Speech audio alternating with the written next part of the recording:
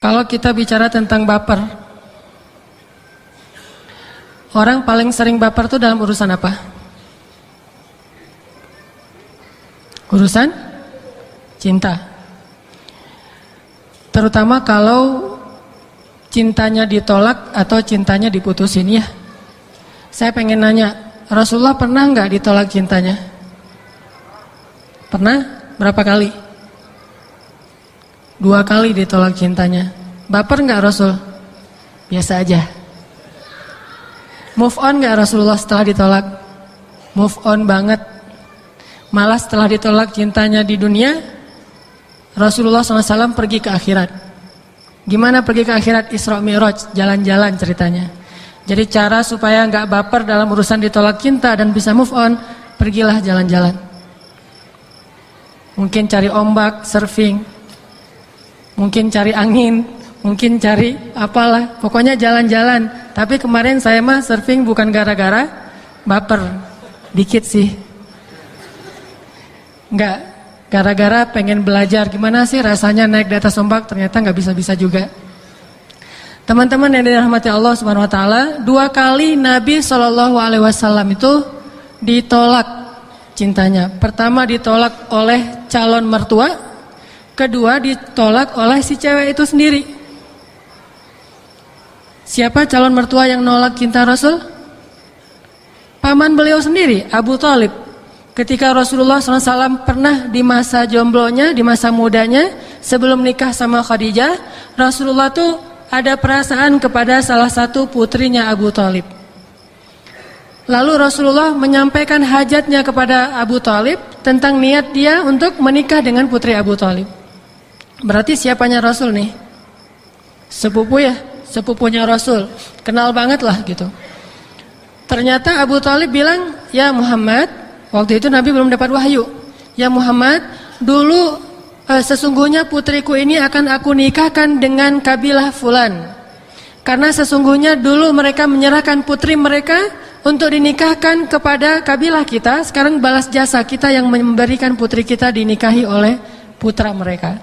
Siapa putri kabilah itu yang diserahkan kepada kaumnya Nabi Muhammad? Yaitu Aminah, ibunya Rasulullah SAW. Jadi anaknya Abu Thalib mau diserahkan kepada kabilahnya ibu Rasulullah SAW sebagai balas jasa. Karena dulu kabilah itu menyerahkan Aminah untuk dinikahi oleh Abdullah. Sehingga kata Abu Thalib, "Aku ingin menikahkan putriku dengan kabilah fulan wahai Muhammad." Ditolak sama Abu Thalib. Ditolak, Rasulullah bilang, "Ya tidak apa-apa wahai paman. Mudah-mudahan dia hidupnya bahagia," atau apalah, didoakan yang baik-baik oleh Rasulullah. Itu baru cowok banget ya. Jadi bukan, "Duh, terus saya hidupnya gimana kalau tanpa dia?" Lemah sekali ya. Jadi tidak punya nggak tangguh gitu, nggak tough. Karena begitu diputusin pengen mati aja.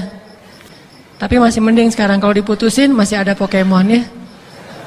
Jadi sibuk aja dengan Pokemon. Kenapa? Kamu sibuk nyari-nyari Pokemon daripada nyari-nyari pacar. Mending saya nyari Pokemon.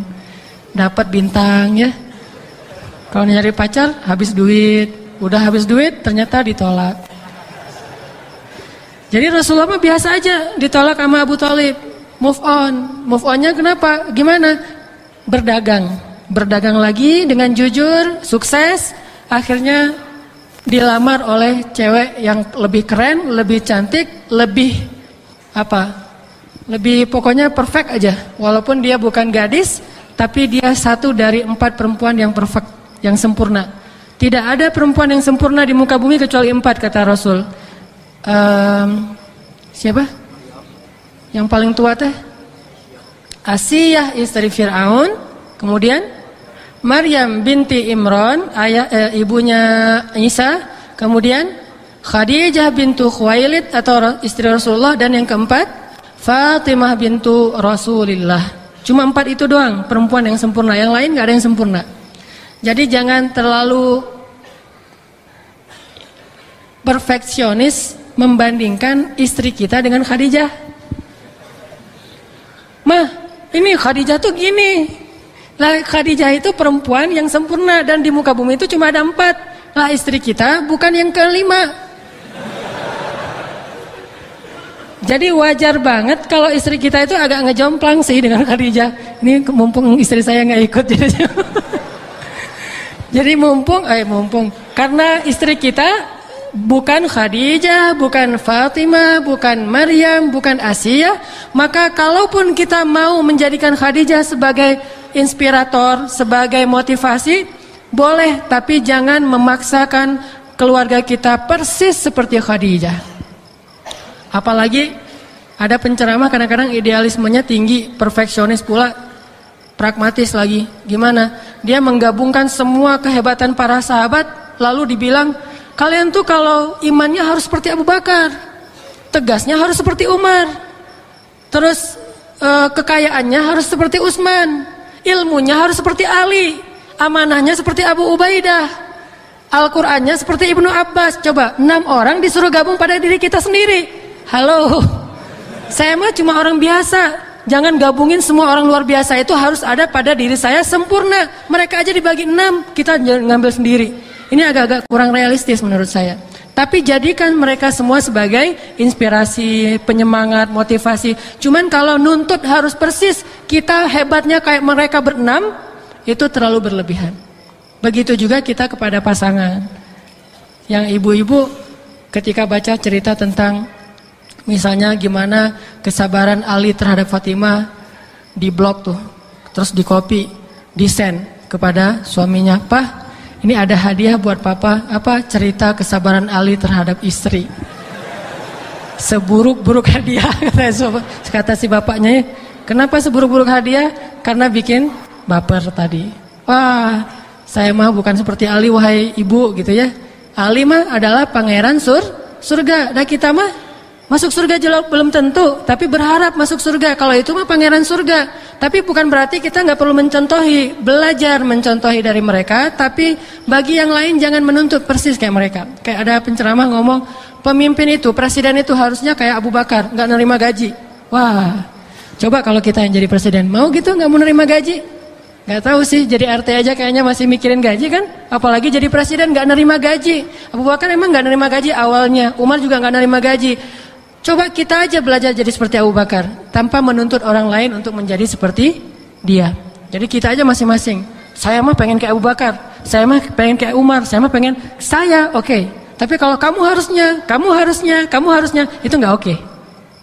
Kita aja yang tegas terhadap diri sendiri, toleran terhadap orang lain. Jangan tegas terhadap orang lain, terlalu toleran terhadap diri sendiri. Tapi kan saya cuman istilah-istilah toleran terhadap diri sendiri. Kalau ke diri sendiri tegas, harusnya saya begini, harusnya saya begitu, harusnya ke diri sendiri, ke orang lain nggak apa-apa deh ke orang lain. Kalau orang bisa kayak gini, insya Allah nggak ada masalah sih di antara kita mah. Karena semuanya berlomba-lomba menjadi lebih baik. Balik lagi, ternyata yang melamar Rasulullah adalah Khadijah. Dilamar sama Khadijah. Tapi etika melamar karena cewek duluan yang datang nggak boleh langsung ke Rasulullah. Nah ini etika yang sekarang mulai agak-agak kabur. Datang Khadijah bukan ke Rasulullah tapi kepada pembantunya Khadijah. Siapa pembantunya Khadijah? Siapa? Ini ada door prize panitia. Pembantunya Khadijah, saya nanya karena saya lupa. Siapa sih pembantunya Khadijah? Maisaro, cewek apa cowok? Yakin? Kok tahu? Maisaro cewek apa cowok? Nanya ke yang akhwat dulu deh, yang cewek-cewek. Maisaro cewek apa cowok? Bu, teh? Hah? Cowek? Bahaya kalau cowok. Maisaro adalah cowok.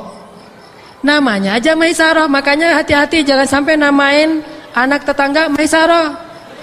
Kita udah rajin ke masjid, tetangga nanya, Akang saya lihat rajin ke masjid, boleh dong minta nama anak yang bagus?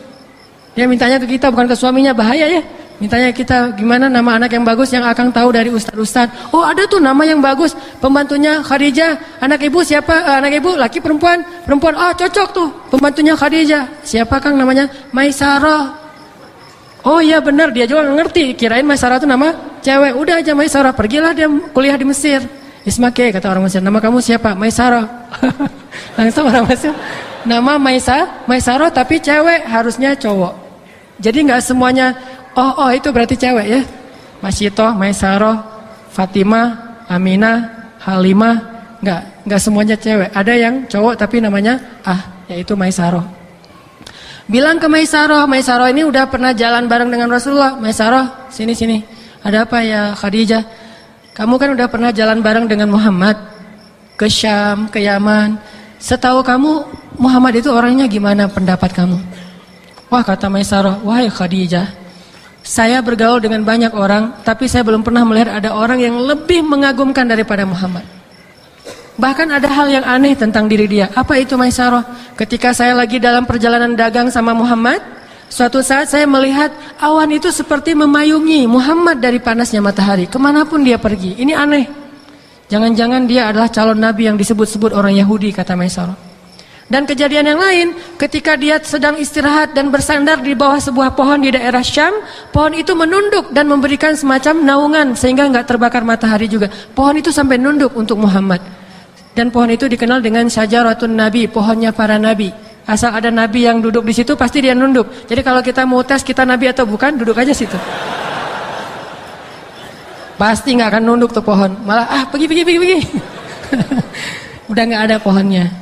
Jadi syajaratun nabi. Nabi itu Muhammad pernah duduk di situ dan pohon itu menunduk. Ini peristiwa yang sangat aneh wahai Khadijah. Khadijah makin jatuh cinta, makin berharap menjadi istrinya calon Nabi Allah Subhanahu wa taala, sehingga akhirnya Khadijah mengutus Maisarah untuk ngomong kepada keluarganya Muhammad, yaitu kepada Abu Thalib. Baru setelah itu Rasulullah datang melamar Khadijah. Diterima, udah selesai.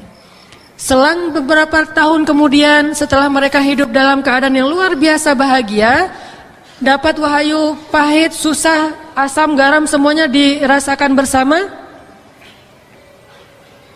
Akhirnya Khadijah wafat. Ketika Khadijah wafat, Rasulullah sedih. Itu baper bukan? Baper. Berarti kalau kita kehilangan seseorang yang kita cintai dan kita sedih, baper, itu baper yang dibolehkan. Tapi kalau ditolak cinta kita baper, itu baper yang dilarang. Gak boleh baper ditolak cinta.